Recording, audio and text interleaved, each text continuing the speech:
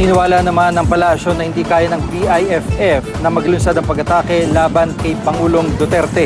Sabi ito ng palasyo sa gitna ng banta na iniwan ng BIFF na papatayin nila ang Pangulo.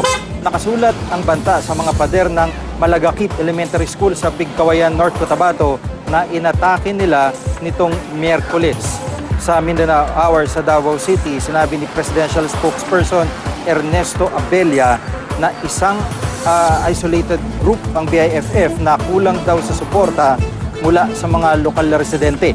Ayon naman kay AFP Eastern Mindanao Command Deputy Commander Brigadier General Gilbert Gapay, makikita ang pagiging desperado ng BIFF sa kanilang pag-atake sa Pigkawayan. Posibleng pagganti raw ito at diversionary tactic laban sa pinigting na operasyon ng militar sa mga lugar sa Mindanao na itinuturing na balwarte ng BIFF. Ayon pa kay Gapay, posibleng may tactical alliance ng BIFF at Maute Group. Pero sa tingin ng militar, hindi masasabing spillover ng krisis sa Marawi ang pag-atake ng BIFF.